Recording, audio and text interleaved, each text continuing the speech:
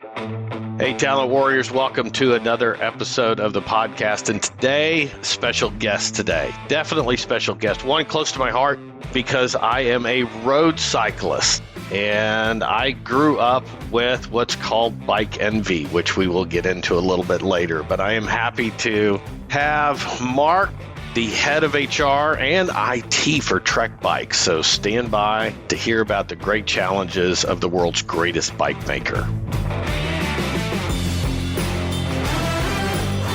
Mark, welcome, and thanks for going through the technology challenges we had getting this going. You know, I had Nyara who's sending you the invites and stuff, and I hate to say it, and I try not to talk age on the program, but she comes in and she always tells me I have OPP, old people problems with technology. So everybody asks me, well, what's it like to hire millennials or the new generations and stuff like that? I said, it's not a matter of hiring them. It's a matter of keeping up with them. But welcome to the show. You know, I started out with the bike envy part. I have been a Trek fan, and my first road bike that I got into was an aluminum frame Trek. I'm a little embarrassed to say it was a triple, so I had 3 front rings. I progressed, so I'm now on a compact because I'm in Austin, not in Colorado. Absolutely love Trek. I was just thrilled to have you on. So tell us about your, how did you get to really what is one of the world's premier companies, and of all things, it's US based, which I love.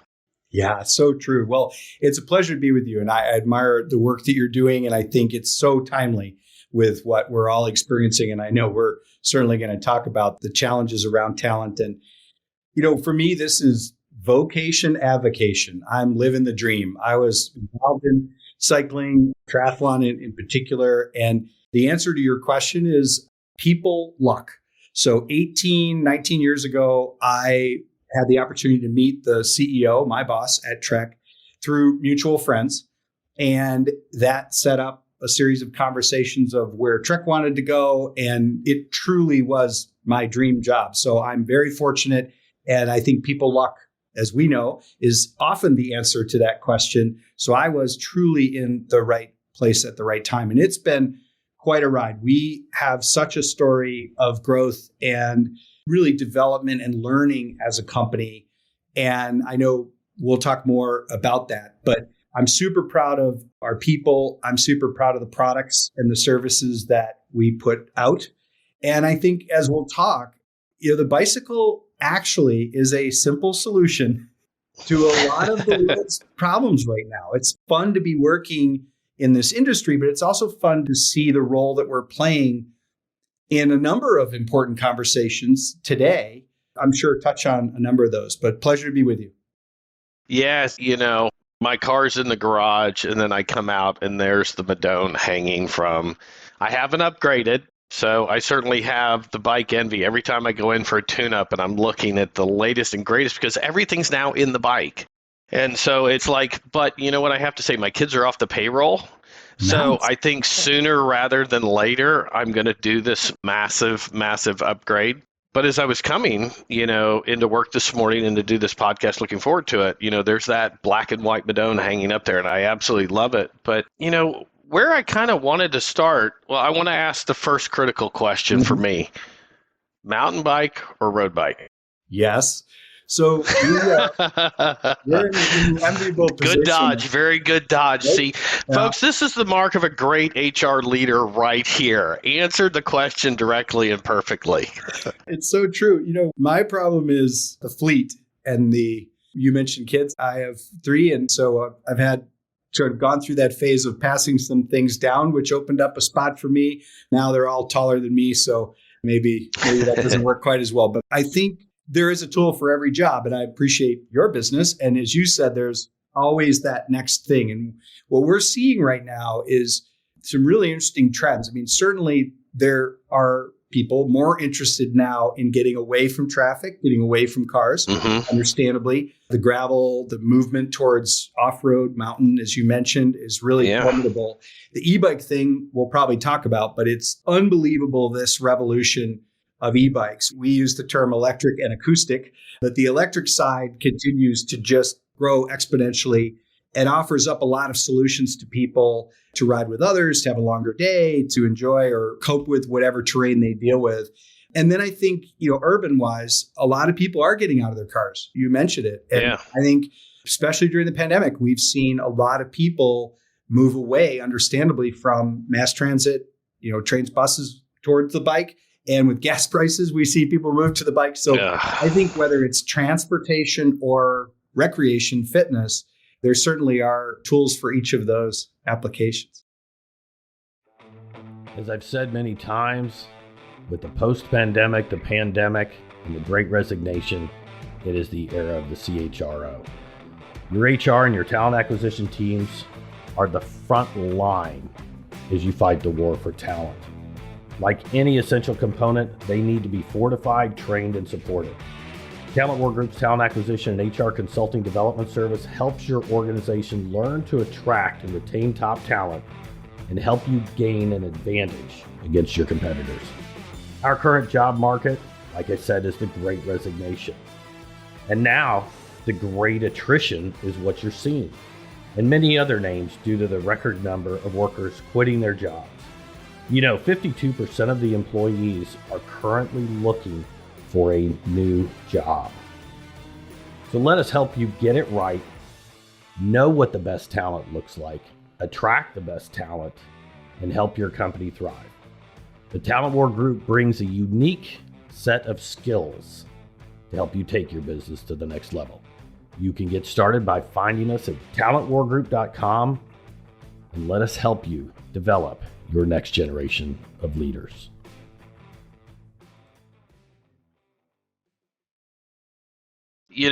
Most of the heads of HR that I talk to, and I want to kind of give some context, I wrote this blog, and it was called The Era of the CHRO. Mm-hmm. And the idea is that during the financial debacle, I think in '08, you got this renewed focus on the CFO. And it's been my kind of point of view that with the pandemic, with political issues, with the blurring of the professional and the personal and social and digital media, and the war for talent, all of these things combined, the CHRO is now, or the head of HR is now, in the driver's seat. But man, I got to tell you, I'm envious. You're leading HR in a US-based company with great products. It did cost me $120 the other day to fill up the tank, which I about choked.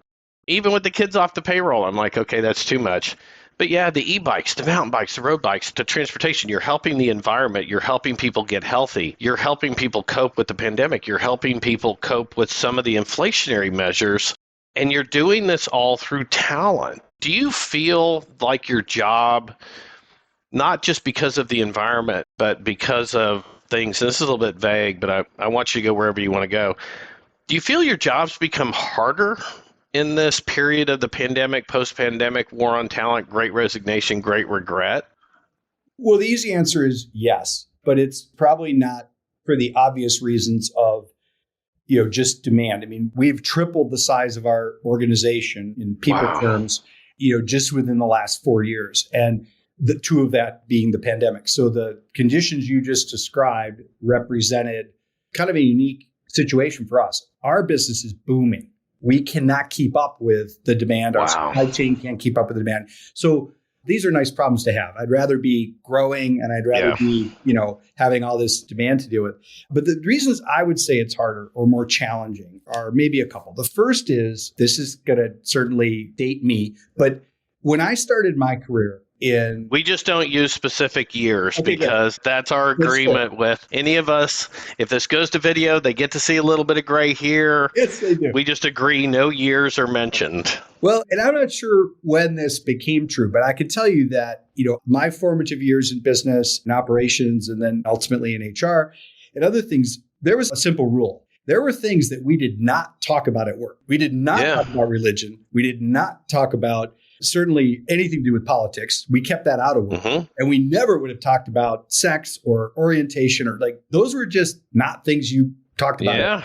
And I think HR people went out of their way to not talk about those things and not deal with those things. And the reality is that's exactly what people want to talk about all the time, at work, outside of work. So I think that is awkward for me personally, just because I grew up sort of not talking about it. I think it's refreshing. I think it's time, but I think it's very different to navigate for HR people. And I also think that maybe where those worlds come together is employees of all ages. It's not a millennial thing. It's not a Gen, whatever thing. I believe all of us want work with purpose. I think we want to have pride in the company we are associated with. We spend, most of our time there. I think it's important for everyone. That's not unique to any age group. I think what's different, though, is the discussion about what is the company doing about the things that I care about, whether it's in the community, giving back, where do the profits go? Those aren't new ideas. People have always wanted to know that. What's new is employees have this expectation growing that the company is going to care about the things I care about or have a stance on things, and the company will use its position to further important causes. And overall, I think that's a fair expectation. I think great companies are concerned about the communities in which we operate. I think that's a strength of our organization and our core philosophy. But where I think my world has also changed is a lot of conversations are about what is the company doing. And my natural inclination as a parent and a business person is to say, well, I'll answer that. Here's what the company's doing, but what are you doing about, are you engaged as well? It has to be a team sport. I think that's different. So the answer is definitely more complicated. In our case, the other complication that comes is not just sheer numbers and growth, it's where we're growing. So we have operations all over the world. We have employees now in probably 28 different countries. Rapidly with our growth, especially into direct retail in some places, we now operate in most of the United States, where until recently we were only in a few. So the complexity of where we operate, language, culture, hiring, diversity, equity, inclusion, what that means all over the world, we're dealing with that in real time. So I would say the combination of complexity and perhaps what's happening sort of at a society level, we've had to accommodate it and we've had to move fast. The last component I would say, and I have just such respect for how all organizations and individuals have dealt with COVID, we were deemed an essential business in the early days, which was both good and bad. It's good because we're a transportation. We kept your Madone and other people's bikes working, or people were bringing them out of storage or out of the garage to use them again for, as you said, health, fitness, transportation, whatever. So we had to stay open to service bikes and to be part of that. Because we had to stay open, there wasn't a roadmap for that. We were just closed. And so we had to look quickly. And I'm just so proud of how our organization rallied around the best practices from restaurants, the best practices for, the dots on the floor, social distancing, the wayfinding in the store. We'll come to your car. We'll deliver to your house. We'll do the things that keep you safe and comfortable, but still take great care of you. So I think being essential was a good thing. And I think being in a position to have to learn really fast what worked and what didn't work was definitely added to the answer to that long answer to that short question. It's funny when you started out and you talk about, what is the company doing in the community? I'm very transparent. Those conversations are minefields, and they're very, very hard to navigate. And it's one of the reasons I said that, in the HR function, let me back up because it's in our book. And I got to work with Tracy Keogh. And I've said this so many times because it was one of the phrases that kept me in the HR space. And I'm one of those rare people, or I'm a believer that if there were a DNA test done on me with my 25 years in HR, there would be a strong bent towards a masochistic gene that would show up because there's just so much that goes on in our world. But I remember Tracy Keogh, she goes to this meeting and they said, you know what? We're happy that HR is at the table. And she quipped back that HR is the table. And it was one of those phrases that really, really kept me going. But I wanted to just call out, what the company is doing in the community. I'm with you. I've had so many people come here and say, you know what, millennials this or this generation, whichever generation you're of. And I said, well, I came from the military. I said, it's about the character of the person. We keep classifying people in certain generations. It's like, okay, I have a 2017 Madone. It's still it's a great bike. But I want to go into that a little bit more about what you're doing in the community. HR seems to stay ahead of that curve.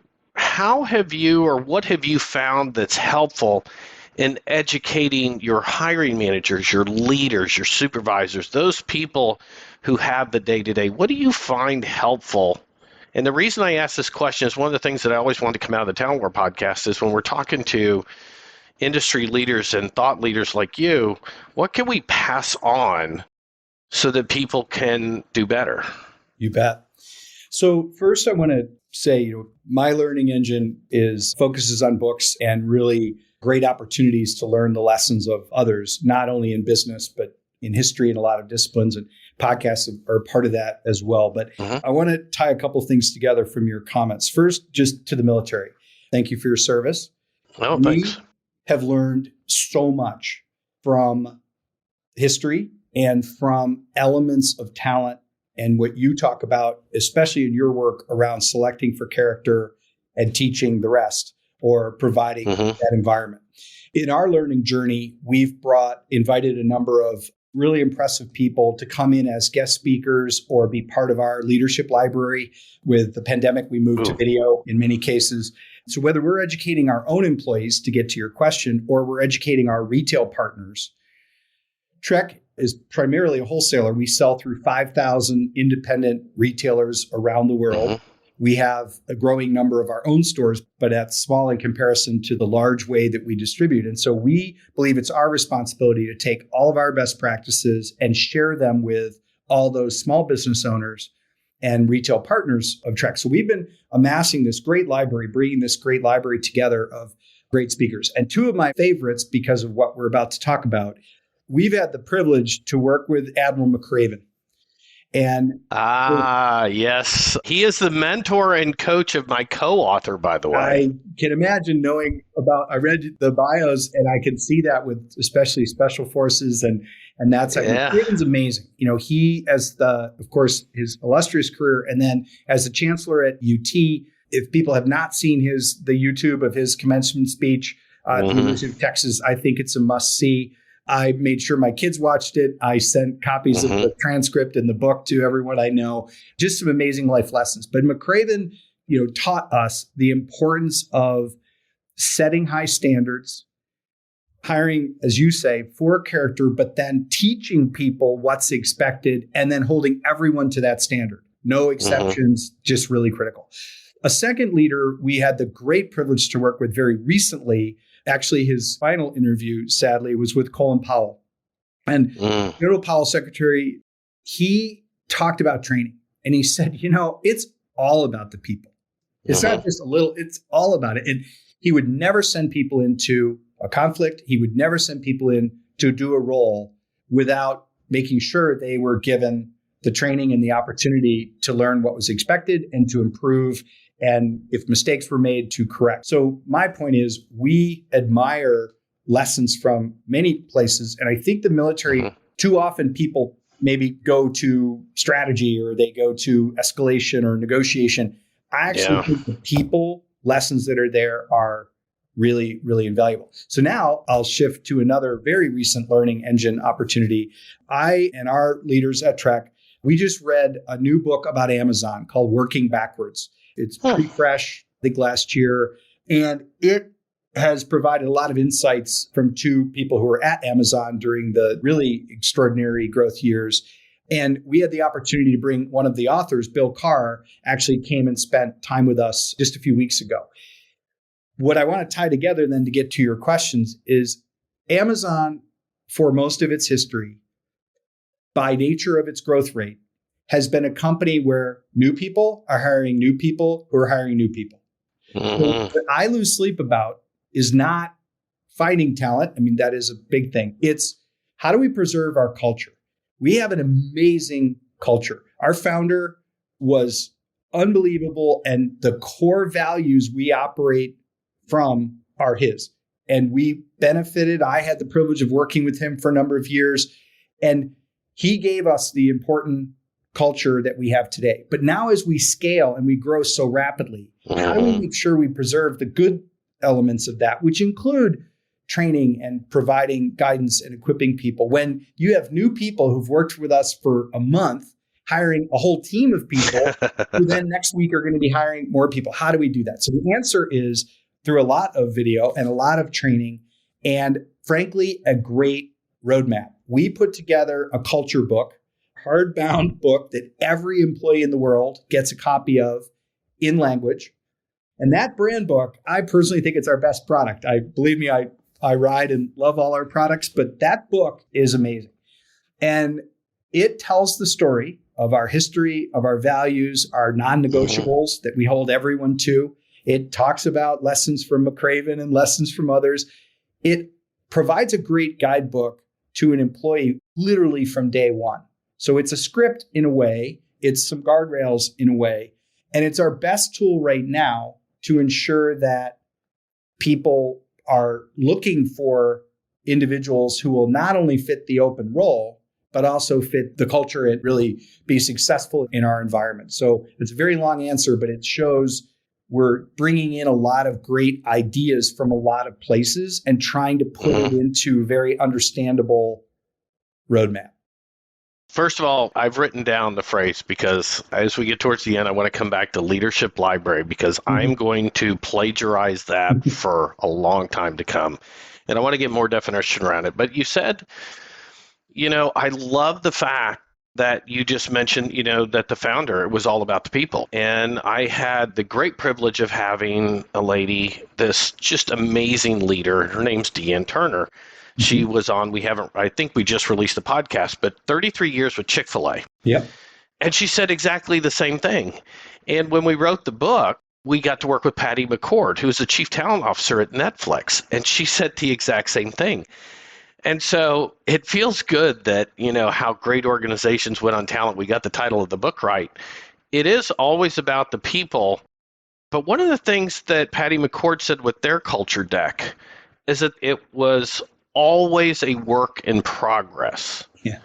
Is that how yours is? And just out of curiosity, because I think it's a brilliant thing to do that, and I hope the listeners take away that, because it's the constant, it's the bedrock, it's your foundation of who you are and how you operate in the world. Without a doubt. I would say it is a work in progress, but my observation and perhaps my advice here is that the core ideas, the non-negotiables, the elements we want really aren't changing. The mission statement for the company, kind of our purpose, why we exist. I want that to be fairly constant and memorable. So, for example, really our mission, our purpose, it's really just 3 ideas. And so I test this all the time. Everywhere I go in the world, I ask employees, in your own words, why are we here? Why do we exist? What does Trek really do? And I think the idea there, right? It's, again, I can read it verbatim, but all I'm looking for is these 3 ideas. I'm looking for awesome products we love. We only produce great products. If we don't love them, no one else is going to love them. So we have a very high standard on anything that we put out in the world, awesome products we love. Incredible hospitality. We're in the hospitality business, and it's all about whether we control the channels or not. It's all about our name is on the product, and it's all about hospitality. Every person at Trek has some product or service that they're responsible for. So that hospitality part's important.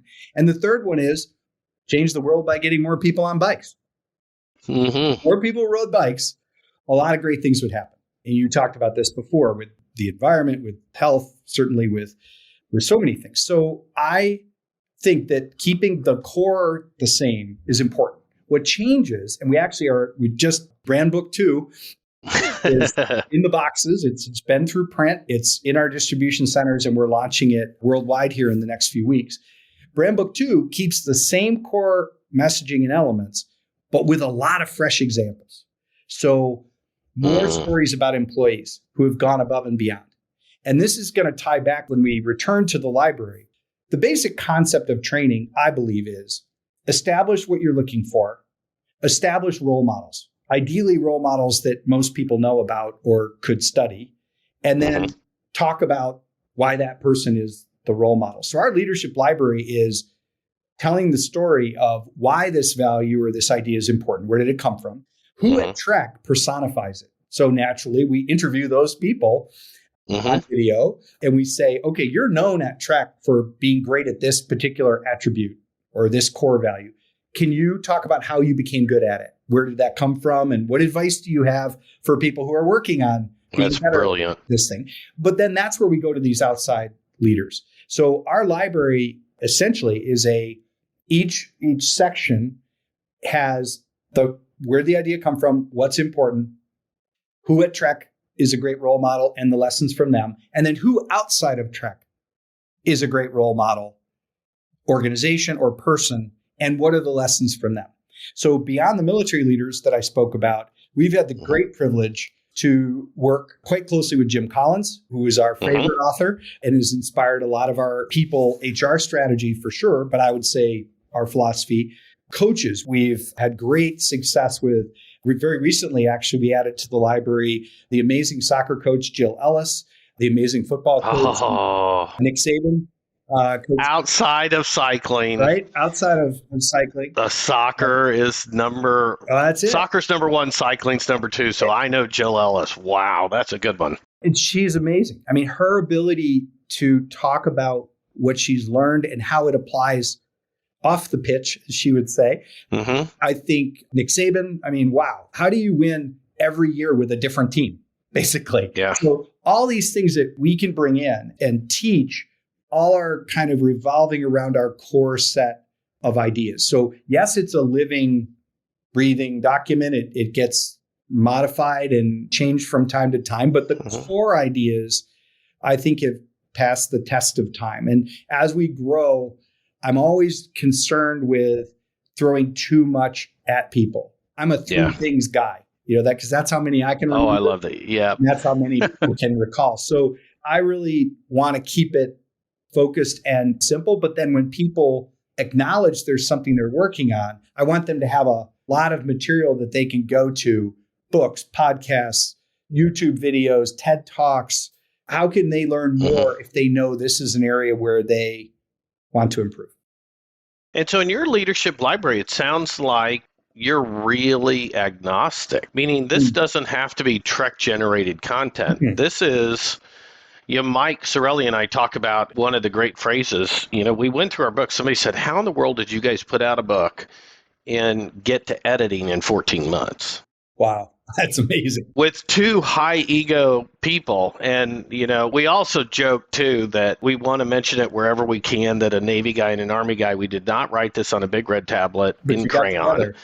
Yeah, we figured it out. But we operated under this concept of best idea wins. And it sounds like your leadership library is very aligned to that, where it's agnostic. So you're just looking for the best in leadership, the best in culture, the best in learning, all of those things. Is that something you spearhead, or is it your leadership group that kind of spearheads, how you build that out and add to it? I think, thankfully, we have help from so many different places. The industry we're in, the brand that we've established now does open a lot of doors for us. And so whether it can sometimes be an introduction from a supply partner or a retail partner or board member, I mean, there's just a lot of learning. I would say, first, I'll go back to, our CEO has an incredible appetite for learning. He is always looking and always interested in ideas that could make us better. And some of our best ideas came from way outside of our industry. They came from trade show concepts or how we support our retail partners or great brands that we admire. And of course, in today's world, when we look at the consumer experience, we're studying Apple, we're studying Tesla, we're studying the companies that have removed the friction, that have figured out what the consumer needs help with, how to best deliver that. And of course, all the generational things that we talked about. Yeah. So I would say it's a collective effort. What I'm super proud of is that you use the term agnostic. I think, too often in business that I know people roll their eyes when you talk about, famous coach, or to quote, Jack Welch, or to quote, like, people want to know that stuff. But I think they also appreciate when you're taking the best ideas from across a variety of experts. And our library today, is this collection of videos that are very focused. Here's the principle, as I mentioned, sort of the format for the video. And many cases, we're interviewing the person who is that role model or is that expert that we're bringing to bear. For our retail partners, we have Trek World, we call it. Used to be a physical show with 2,000 attendees. Now it's a virtual show with 10 or 12,000 attendees. And we bring those speakers in virtually, or we pre-record the interviews with them. And we're talking to the head of Trader Joe's. We're talking to, leaders in many different disciplines that resonate with either their knowledge of retail. Angela Ahrens, who ran Burberry, Apple, worked at Apple. So we're bringing in, the obvious things, like here's a person who knows retail, here's a person who knows product, here's a person who knows customer care. But then by also bringing in lessons from great coaches, it reinforces the importance of people.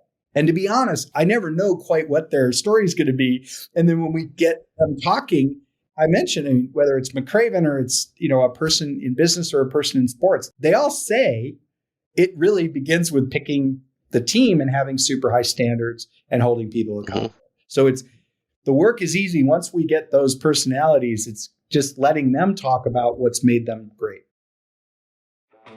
This episode is sponsored by Talent War Group, a management consulting and executive search firm. We help you attract, retain, and develop your top talent because we know that the most valuable asset within your organization is your talent.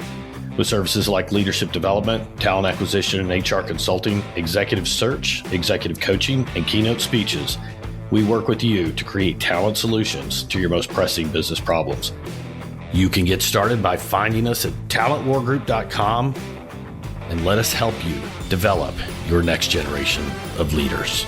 Also, if you like what we're doing here at the podcast, please leave a review as it helps us support and continue this podcast. It helps us support people who are really dedicated to improving their business skills and excelling above all else.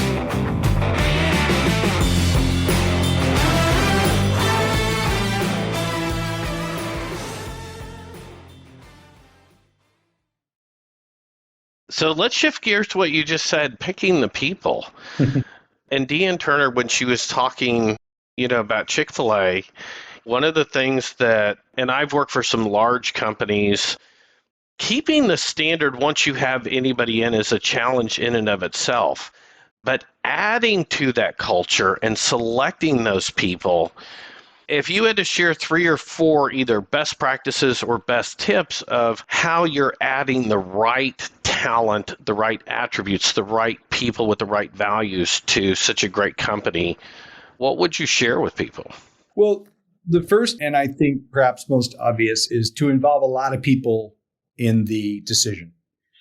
We all face, especially now, this incredible urgency bias that everyone has open jobs. We have 600 open jobs. Everyone has open jobs, and leaders are busy and they're trying to stay afloat and they have an open job and they just want to fill it. So I think the discipline of slowing down and making sure, and if there are doubts from any member of the team involved in selecting, you should pass. You should wait. You should slow down. So that it's easy for me to say. I mean, that's sort of the standard advice. But I just think that gets lost when you're in rapid growth mode. You're just trying to get stuff out the door and fill these things. And you think, well, maybe I'll come back later and figure it out. And if it doesn't work, we'll make a change. That's not a good strategy. And the same is true even with acquisitions. If you're, bringing a business into yours, you have an opportunity right up front to make that decision. And if you say, we'll just bring, everyone in, and even if we know there are history or issues, I think there's just a discipline there of involving a lot of people. So that's certainly goal number 1. Goal number 2 is, to the extent that you can share a brand book or those definitions of what really makes people successful.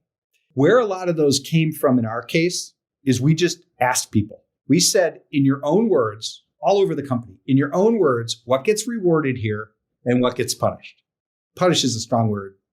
Yeah. But if you just think about in your career and your experience in any organization, what were the things that got people noticed or got people attention or helped them in their journey? And what were the things that were not okay, that were the boundaries? So everyone knows that from their own experience. So putting that in writing, trying to articulate that, especially for the new people, has really helped us a lot in making the whole team aware of what we're looking for. And then the last part is to try to tailor the recruiting, hiring gauntlet to the job at hand. This so often, it's funny to me that this gets missed, generation after generation. I could sit with someone in a conference room or on Zoom or Teams now, right? I could sit with someone and I can learn a lot about them. I can read their resume. I can ask a few questions. But if their job involves daily communication to others, presentations to others, it'd probably be a good idea for me to see them give a presentation.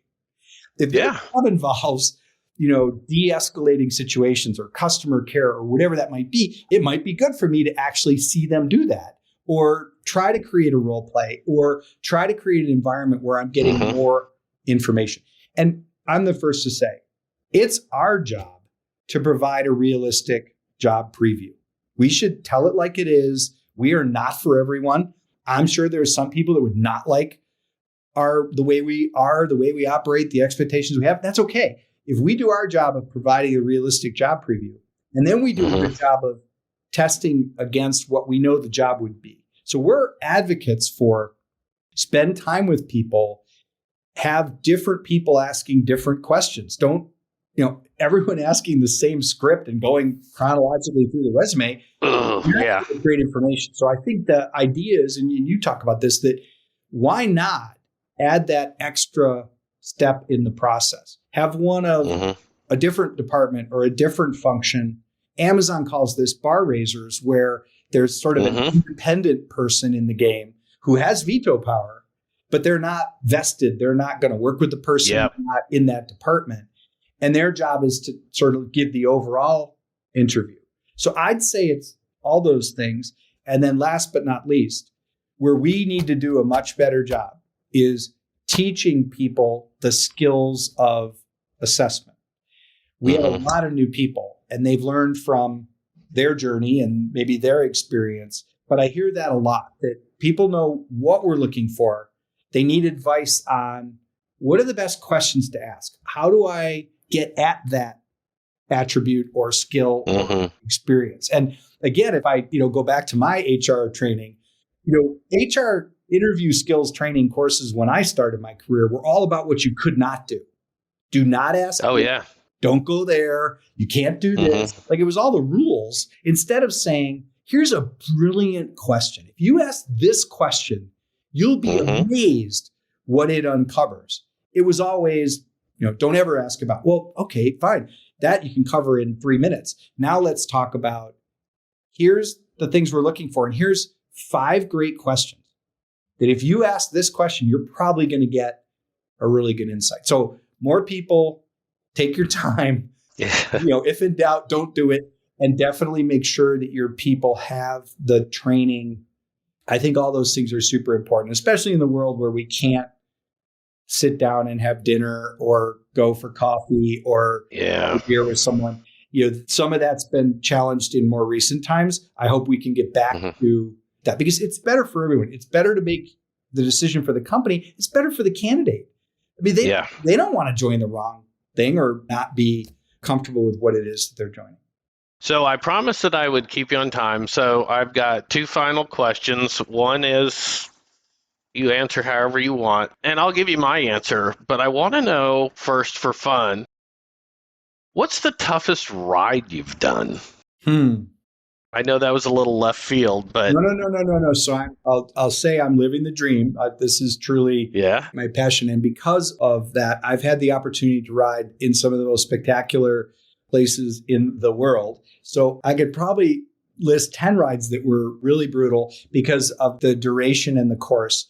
I've had the opportunity to ride stages of the Tour in France, and it's on my bucket list. They run this wonderful event. They call it Les Top de Tour, where they pick the hardest stage of that year's tour, and they offer it as a citizens event. And I've had the privilege to do that on a number of occasions. And there were some days there which were, 12, 13, 14-hour days that were unbelievable because of the challenge, because of riding the actual course a little slower than the professional too. Just a little. Just a little, but magnificent places in the world. And any time out on a bike is such a great thing. Yeah, mine was, I'm in Austin, Texas, so we have the hill country. Yep. Ride a lot, and I had to do Ride the Rockies. Oh, yeah, that's And that. I followed a training plan. There were some very torturous days. I think there was one time where I had my head down hanging over the handlebars for 2 hours straight, just going pedal circles, pedal circles, pedal circles, just repeating the mantra. But the last question was, you're doing some amazing things there. I think you operate very much the same way that I do and a lot of the great leaders we've had on, which is, one of our obligations is to pass this on. And so if you go back to your 20, 22-year-old self and you were to give anywhere from 1 to 3 pieces or tips of advice that say, you know what, if I would have learned these things, they would have made my career more impactful, more valuable, a lot easier, less rocky, anything that you want to add to it. But, when Tracy Keough said that to me, that HR is the table, I have really, really loved this function. And I've loved this podcast and the people I get to talk to and hear from. But I always love to hear what is it that we can pass on to other up-and-coming leaders or current leaders that's really going to help them. Because at the end of the day, like you've said, it's all about the people. It's all about the talent. So We'll close out with that, and you get the last advice to a lot of different people. Well, I appreciate the platform to share it. And I have this opportunity with my own kids and anyone who will listen. I would say, first and foremost, this idea of a learning engine. It's not what students want to hear when they graduate from school, that you need to read more books and you need to, learn and devote time and energy to that, often above and beyond your normal job. But that is the best advice. The people who invest the time to learn, and again, it's never been easier to do that. It can be, books, it can be audio, which I personally love. It can be YouTube and podcasts, whatever it is. I think that will help you in life. It will help you connect dots that will present themselves in just a much more effective way. So I think that idea that any age, for any person, there needs to be a commitment made to a learning engine and really furthering and developing that. The second one is also easy for me to say because I've done this my whole life and I benefited every step of the way, is I call it a personal board of directors. So through the years, I've entered new endeavors, some work related, some way outside of work. I mentioned, it could be sports, it could be other hobbies that I have. And I was humble enough to know how much I had to learn. So I sought out people that I respected and thought, wow, I could probably shorten that curve if I just listened to these people and brought them into my kind of inner advisory group. And what's important about that is I've never had someone say no. I've had people say, I'm super busy. Can I give you something I've already written, or go read this book? Whatever role they play, they've helped me in some way. But more importantly, my personal board of directors changes all the time. Years ago, I got involved in some other disciplines that were relatively new to me at the time. IT, most notably. I did that further into my career. And there was so much I just needed to know. And I needed to know it quickly. And I went out and found great, accomplished leaders in that space and literally called them up or reached out and said, I need help. I need you to be my tutor, be my guide. More recently, all the issues that are happening in society today, all the things that I was taught to never, ever talk about, I need to know how to talk about those things. And being able to go to people, we use the Great Place to Work tool set. We've used it for more than a decade at Trek, and it's taught us so much. The survey, we run it twice a year. It's amazing to have the benchmarks of Fortune's great companies and others. But I had the opportunity to interview the CEO of Great Place to Work, Michael Bush, for our leadership library. And being able to talk to people and say, how can I have these conversations? I don't know the right language, or we're all so afraid of saying the wrong thing right now, whatever the topic. Well, you can just ignore that, or you can go and find people in a safe space and say, can you help me navigate my lack of knowledge or understanding, guide me more effectively. So I think if people do those two things, whatever stage they are in life, having a learning engine that they could actually point to, I'm reading these books or I'm doing these things on a regular basis, and then asking for help, acknowledging areas where you would benefit from a conversation with an individual or an expert, and blogs and other things have made this an easier way to get access to that knowledge. But if people did those two things, I feel like I had that advice when I was in my 20s and my parents and the amazing, people who have supported me. But that I for sure wish I would have even done more of it right out of the gate in those two areas. Does that help? It's amazingly helpful, and I could probably go on and on. I wanted to thank you so very, very much. We're all living the busiest lives I think we've ever lived, but it's just something personal to be on with the people at Trek because it's a product I use, it's a product I love, and I'm grateful that you made the time for us to share some of the great things that a great company is doing to change lives, change health, change the environment. It's just wonderful. So I can't thank you enough, and I'll close out with, I hope sometime I get to see you out on the road. I was just going to say, let's plan a bike ride in Fredericksburg, right in your neighborhood there. Ooh, I could do that. I could do those rollers. Nice warm ride in Texas. So I look forward to that. And I thank you, and I admire the work you're doing. Thanks for letting me be a part of it. Thanks so much, and I hope you have a wonderful rest of your week. Great. And thank you for listening to the Talent War podcast, where we discuss all things talent, focusing on a talent mindset, the core belief that the only true competitive advantage you can hope to achieve and maintain is your talent. Join us for the next episode of the Talent War podcast on Spotify, Apple Podcasts, or wherever you get your podcasts. And if you like what you heard, subscribe and please leave a review. Connect with me on Talent War Group's LinkedIn, Facebook, Twitter, or Instagram accounts and send your comments and inquiries to media@talentwargroup.com. The Talent War podcast is brought to you by the Talent War Group, management consulting and executive search firm. We work with you, bringing services like talent acquisition, leadership development, executive search, executive coaching, seminars, speaking engagements, all to create talent solutions for your most pressing business problems. To get started, visit us at www.talentwargroup.com.